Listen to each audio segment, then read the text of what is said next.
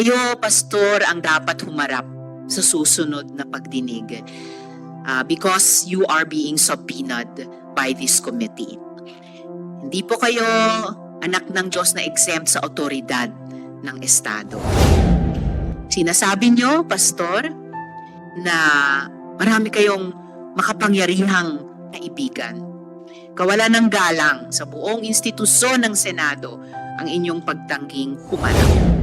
Ito'y pagsisiyasat sa paggamit sa paniniwala, pananalig o pananampalataya ng iba para gumawa ng mga kasuklam-suklam na abuso at pinsala sa mga taong binaluktot ang paniniwala, tinanggalan ng lakas at pinagsamantalahan. Sa hearing na isasabi na kayo, maglalabas kami ng iba pang mga testigo.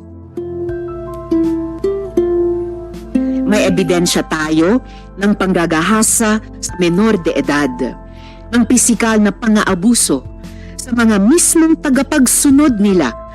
Kagaya ba naman ng paglagay ng sili sa mata at ari, pagbagok ng ulo sa pader, ng sapilitang panggagamit sa mga bata na manlimos sa kalsada.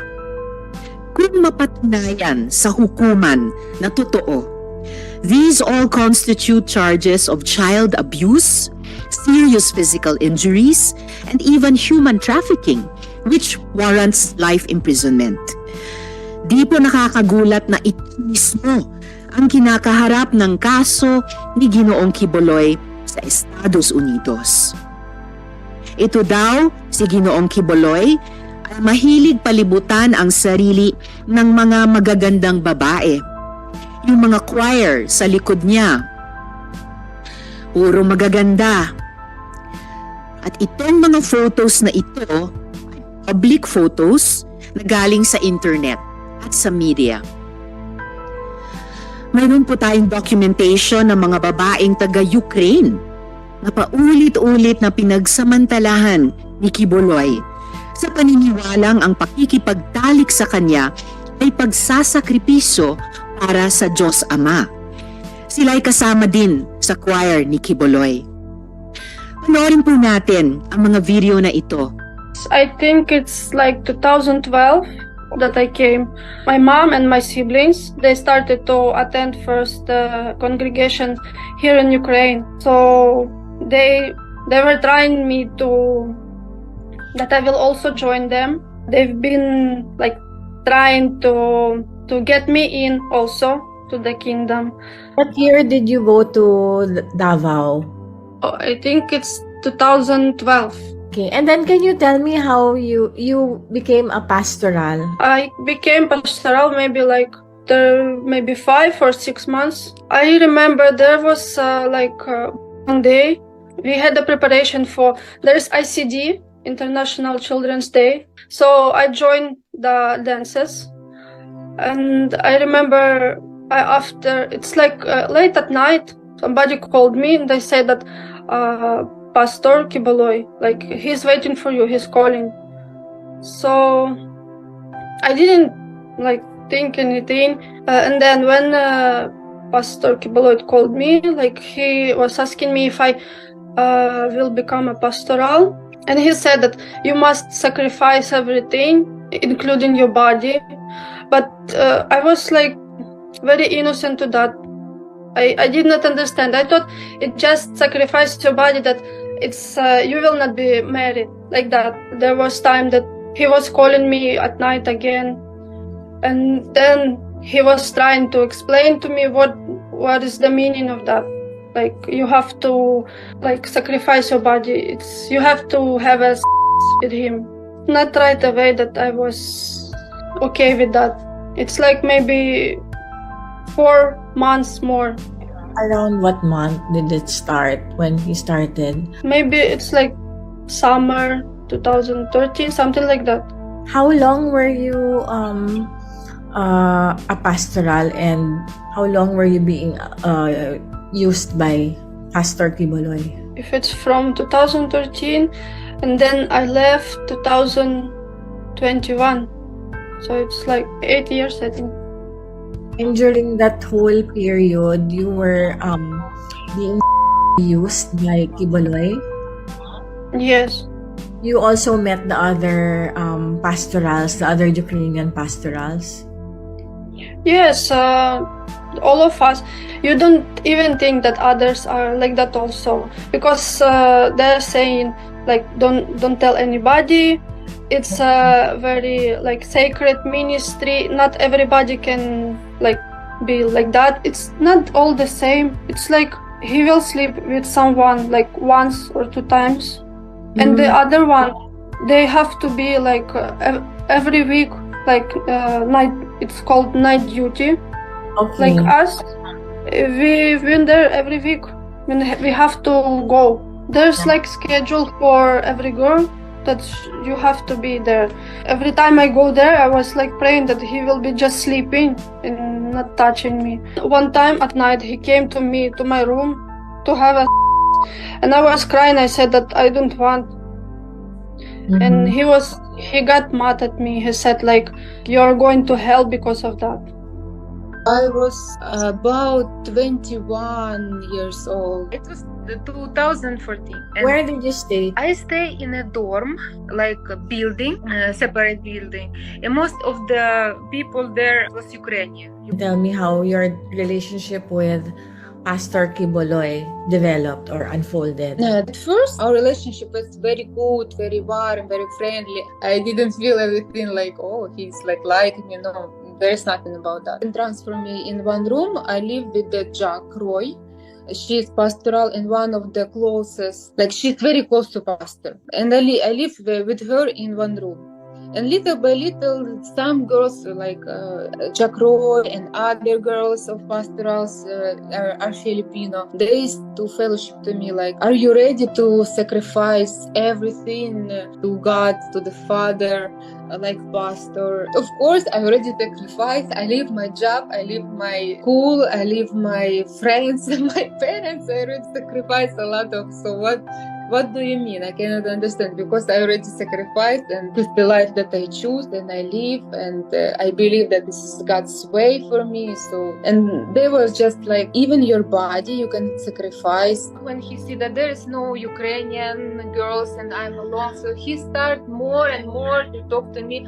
Are you want to sacrifice? Are you want to sacrifice everything, even your body? I'm very innocent. I really didn't. Nobody talked to me like straightly that this is what will happen. And I remember that time came, and Atejah came to me in the night, and she said, I want you to massage pastor's feet before he sleep. When Atejah called me for night to massage him, I didn't think that this is what will happen, even though I was nervous. And she saw that I'm crying, but I'm still do what they want me to do. I take a bath, I put this pajama and I'm crying, I'm scaring, and it's night, and they put it, because I never stay in the pastor alone in the night, in the dark, and I was nervous. It was big room, and before room there is a little room. So Atejah lead me there, and she said, go in pastor's room.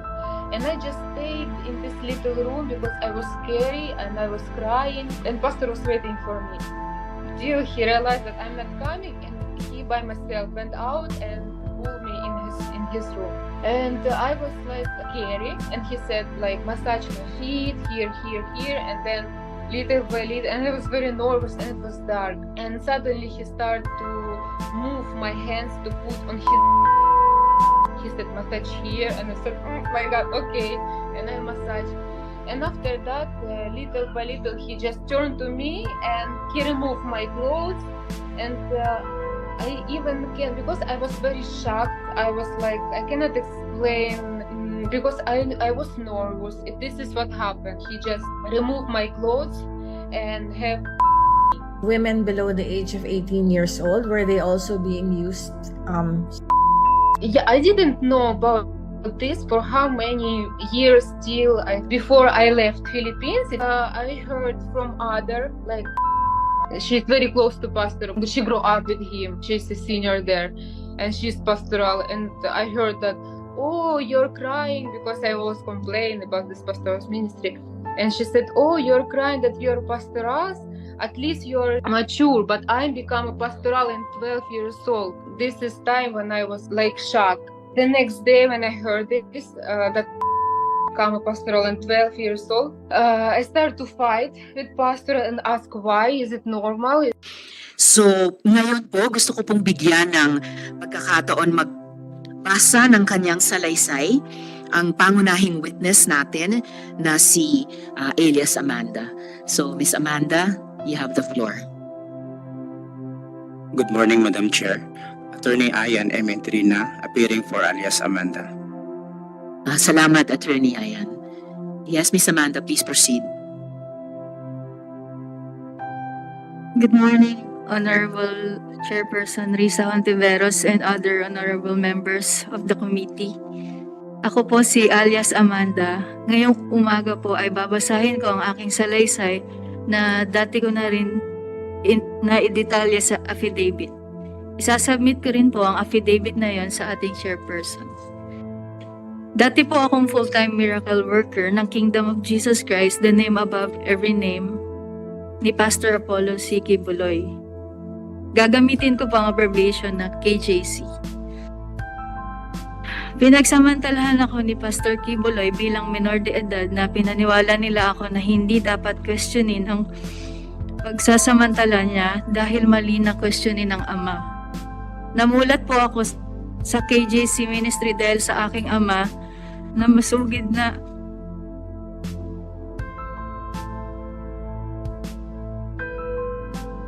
nakatutok sa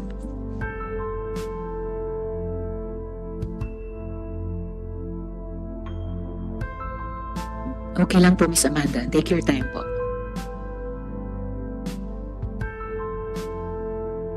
nakatutok sa palabas ni Kibuloy sa TV. 10 years old po ako nung naging full-fledged member ng KJC ang tatay ko sa aming city. Noong 2009, 12 years old na ako noon, sumisimba na kami sa KJC.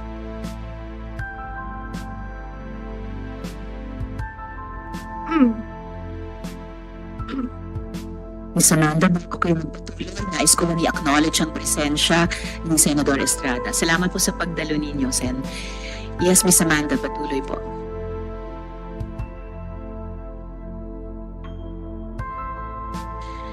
Kasama ang kapatid kong babae na 10 years old naman, mula 2010 to 2011, naging aktibong member kami ng kapatid ko sa KJC.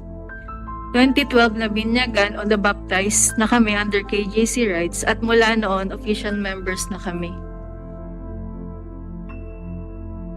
Dito na nagsimula yung pamamalimos kung kani-kanino, pangangaroling, pagbebenta ng OTAP at yung pagbibigay ng mga sobre para sa mag-solicit.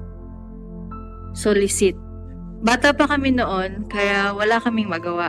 Kundi sundin ang coordinator kaysa naman ipatawag sa KJC office, mapagalitan at mapapalo kami. Noong December 2012, nirecruit kami ni Marlon Rosete para mangaroling kasama ang group niya na ang tawag ay Psalms of David Orchestra. Sabi niya sa amin, kakanta kami sa harap ni Pastor Kibuloy sa bahay niya sa Quezon City. Doon yun sa KJC Compound, Mozart Street, Greenville Subdivision, Barangay Sauyo, Novaliches, Quezon City. First time namin ng kapatid ko na makilala noon si Kibuloy. Pero nung nakita niya kami ng kapatid ko, ang sabi niya, "Oh, ito yung magkapatid, kasama pa ang aming apelyido." Noong January 2013, sinabihan kaming magkapatid ni KJC Minister Elaine Balmes na naimbitahan daw kami ni Kibuloy na mag-attend at kumanta sa open field concert sa Davao City. Kaya nagpunta ako, ang kapatid ko at ang nanay ko at isa kong kapatid na lalaki sa Davao City, kung saan nakasama ulit namin si Kibuloy for the second time.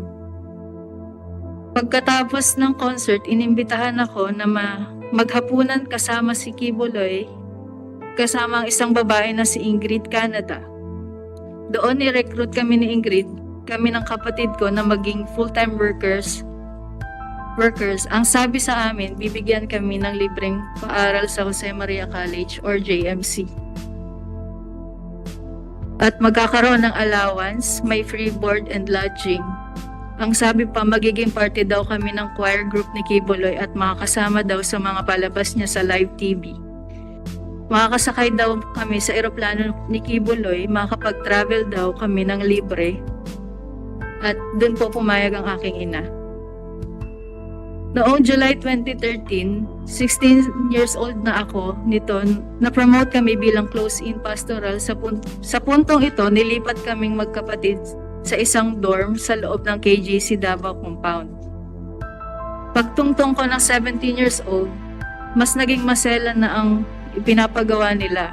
Tanda ko pa, September 1, 2014, kasi kakatapos lang ng tribute program ng KJC, tutulog na sana ako, pero sabi ng isang kasamang pastoral worker, magpunta daw ako sa dining area ng Bible School dahil pinapatawag daw ako ni Jacqueline Roy. Pagpunta ko doon, andun nga si Jacqueline Roy, pero walang ibang tao sa dining area. Madilim at tahimik na kasi 10 oras na ng gabi. Tulog na yung ibang mga kasamahan namin. Kinausap ako ni Miss Roy. Ang sabi niya sa akin, Amanda, connection mo ito sa amahan. Privilege na mapabilang sa pastoral, isanctify mo ang sarili mo. Sabi niya, parte daw ng trabaho ng Ministry of the Pastorals na imasahe si Kibuloy. Sabi niya, special privilege daw ito dahil hindi naman daw lahat nahawakan at nakakalapit sa anak ng Diyos. Sabi niya pa, wag ko daw pagdudahan ang anuman ng mangyayari sa loob ng kwarto kasama si Kibuloy. Basta ibigay ko lang daw ang sarili ko, maghanda daw ako, maligo, mag-toothbrush. Sinabihan pa akong mag-blow dry ng buhok. Litong-lito ako noon pero sumunod na lang ako. Sabi ni Jacqueline Roy, kunin ko daw yung isang pajama ko at binigay ko sa kanya kasi aamuyin daw niya. Ginawa ko naman. Pagkabigay ko ng pajama ko, inamoy niya at biglang sabi, ipapahiram na lang daw niya ang pajama niya. Bumalik ako sa kwarto ko at siya naman kinuha niya yung pajama niya. Bago ako maligo, pumunta si Jacqueline Roy sa kwarto ko at binigyan ako ng isang t-shirt na may botones at pajama pants. Isang bote ng shampoo na Palmolive Violet at lotion na pabango na Bath & Body Works brand. Ang specific scent ay Enchanted, na paborito daw ni Kibuloy. Hindi ko po talaga makakalimutan ng mga yan. Maligo na daw ako at magkuskus ng maayos. Hinihintay daw ako ni Jacqueline Roy sa kwarto ni Kibuloy. Pagkatapos kong maligo at mag-blow dry, pumunta ako sa kwarto ni Kibuloy sa Bible School building. Yung kwarto na yon may 2 pinto. Yung unang pinto bukas na. Kaya pumasok ako doon. Yung isang pinto papunta sa main room ni Kibuloy. Pagkatok ko, sa pangalawang pinto pinagbuksan ako ni Jacqueline Roy. Inakay niya ako sa may kama ni Kibuloy. Nakita kong natutulog at naghihilik pa. Nung una, pinauuna ako ni Jacqueline Roy sa kama. Malapit sa paa ni Kibuloy. Natulog pa rin noon. Pinakita ni Jacqueline kung paano daw imamasahe si Kibuloy. Sabi niya unahin ko daw sa paa. Nakinig lang ako habang dinedemo niya. Tapos sabi na lang ni Jacqueline, hintayin ko na lang daw na sabihin ni Kibuloy kung anong sunod na gagawin. Sabi niya hanggat walang sinasabi si Kibuloy na pwede na akong umalis, hindi ako dapat lumabas ng kwarto. Matapos siyang magbilin, lumabas na siya ng kwarto.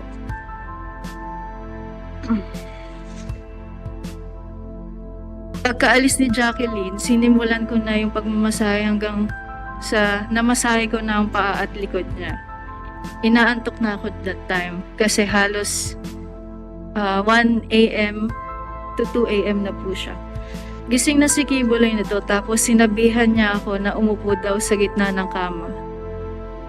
Sumunod lang ako sa instruction, umupo ako na naka-cross legs. Nung itutuloy ko na dapat ang pagmamasahe, tumayo siya at umupo sa harap ko.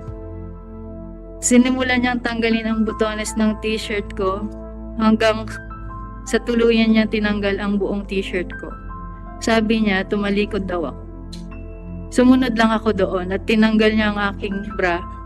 Pagkatapos hinawakan niyang balikat ko at hinila pahiga sa kama. Nung nakahiga na ako, pumaibabaw sa si Kibuloy tapos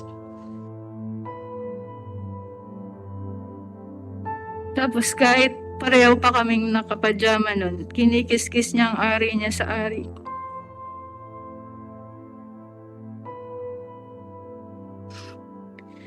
Sinimulan niyang halikan ng leeg ko, nanigas na ako ng husto. Gusto kong sumigaw ng tulong at tanungin kung ano ang ginagawa niya. Pero naalala ko na bawal akong mag-question. Paumanhin po, Madam Chair. Pumaselan ito. Halaw po ito sa aking sinumpaang salaysay.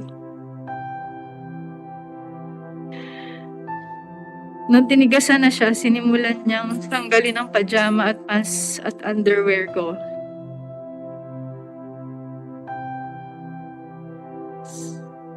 Sinipsip niya ang dibdib ko, tinanggal din niya ang pajama pants at brief niya na nanginginig na ang katawan ko sa takot at nakatitig lang ako sa kisame. Pinipigilan ko na lang ang mga luha ko dahil sobra akong nagulat at walang magawa.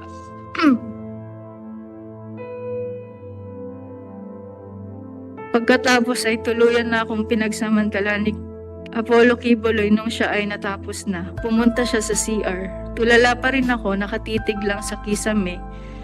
At dito nagsimula na akong umiyak. First time ko kasi ito. Ang dami kong tanong pero inisip ko na lang para makampante na baka ito ang kalooban ng Ama sa buhay ko. Pagkabalik ni Kibuloy galing CR, inutusan niya akong magdamit na ulit. Umupo ako sa sulok ng kama at patuloy ang pag-iyak ko. Tapos tinawag ako ni Kibuloy. Sabi niya, Amanda, umiga ka dito sa tabi ko at matulog ka na. Natulog akong nakatalikod sa kanya pero niyakap niya ako at humawak pa sa dibdib ko. Pagdating ng alas 6 o alas 7, pinabalik na ako sa kwarto ko. Sinabihan niya pa ako, mamaya paggising mo ng maaga, huwag kang lalabas sa main na pinto. Doon ka sa likod sa garden. Tumango lang ako at sinabing, opo. Nais ko lang bigyan diin na minor pa ako noong nangyari ang mga ito. Mula noon ay inobserbahan ko na ang mga miyembro ng close-in pastorals. May isang pastoral lagi na maliligo, magbibihis at gagamit ng kaparehong shampoo at body wash na ginagamit ko. Tulad rin sa naranasan ko, babalik ang pastoral mga alas 6 o alas 7 ng umaga. Mula noon, gusto ko na talagang umuwi sa amin. Hindi ko naintindihan ng KJC ministry. Noong 2016, may misa sa open field sa loob ng compound ni Kibuloy. Habang nangangaral siya, hiniram ko ang telepono ng isa ko pang kasamahan at tinawagan ko ang nanay ko na saktong nasa airport noon. Napaiyak ako habang nagmamakaawa sa nanay ko na balikan ako sa compound. Pagdating niya, napaiyak ako ulit. Nanghingi ako ng pamasahe kasi sabi ko, gusto ko nang umuwi at sabihin sa kanya ang mga totoong nangyayari. Pagkaalis ko sa KJC, pumunta naman ang nanay ko sa Davao City para i-rescue ang kapatid ko. Pinahirapan nila ang nanay ko.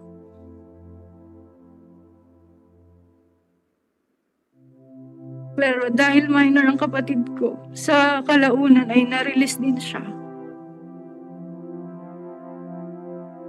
Ang masasabi ko lang, sobrang traumatic ng pinagdaanan ko sa loob ng KJC compound.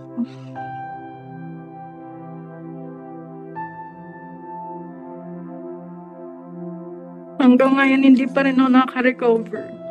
Hindi nila nilalabas ang aking transcript of record sa JMC. Ang paaral ng pag-aari ni Kim.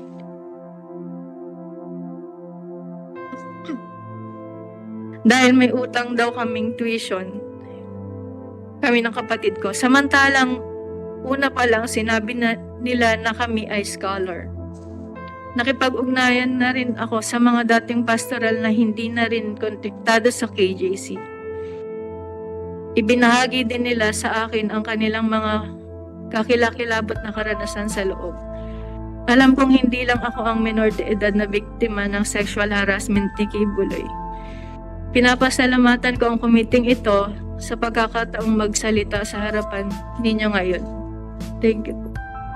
At higit, Amanda, pinasasalamatan ng komite ang iyong pagdalo dito ngayong umaga at pagkwento ng iyong kwentong buhay kahit napakahirap. At niyayakap ka po ng komite. Maraming salamat sa pagsalita mo. Kung maaari, ilang follow-up questions lamang, no? Patungkol dun sa salaysay ninyo. So para lang makuha ulit yung confirmation nyo, dahil paulit-ulit nyo ring sinabi dito sa salaysay, nabanggit mo na menor de edad ka, no? Nung simulan kang abusuhin ni Kibuloy. Tama po ba iyon? Opo, tama po. Okay. At sa iyong pagkakaalam, may iba ka pa pang nakasama na menor de edad na close-in pastoral. Ibig pong sabihin, yung pinagsasamantalahan din silang mga menor de edad ni Kibuloy. Opo, meron din. Sa iyong pag-estima, Amanda, mga ilan ang pastoral na close-in ni Kibuloy, minor man o hindi, at any given time? During my time po, may meeting po kasi kami noon. Pinagsama-sama kami sa isang room. Tapos may list po ng pastoral. Doon ko po nakita na nasa 200 mahigit po kami. Pero hindi po ako ganun kasigurado kung close-in po ba o close-in lang po ba yon or kasama ang outer circle ng pastoral. Kasi may dalawa pong klase ng pastoral. Inner circle at outer circle po. So yung inner circle na pastoral, yun yung whether menor de edad o hindi menor de edad, pinagsasamantalahan ni Kibuloy. Opo, yan po ang inner circle. Yun. And then yung outer circle, yun po yung bumubuo ng kabuoang 200. Yung outer circle po, yun yung susunod na maging inner circle. I see. Ano yun? Parang tinetrain pa sila, hinahanda pa sila. Parang ganun po. Okay. Ano po ba yung mga sinabi nila? Halimbawa, itong paulit-ulit ko ling narinig na pangalan na si Jacqueline Roy. Binanggit din nung si Elias Sofia, Jacqueline Roy. Ano po yung privileges na sinasabi nila sa pagiging pastoral? May mga perks ba yan? May special treatment ba? At kaya ko po itinatanong, Miss Amanda, kasi gusto ko lang ikumpara yung pagtrato dun sa ibang mga regular members na nagpapagod naman na maglimos, no, sa mainit na kalsada. So pero sa pastoral, ano yung special treatment kunyari na ipinapangako? Pag napabilang ka po sa tinatawag na pastoral, pwede ka pong makapag-aral, makakain ng masasarap na pagkain. Yung tirahan po namin doon, aircon, yung shower namin, may heater.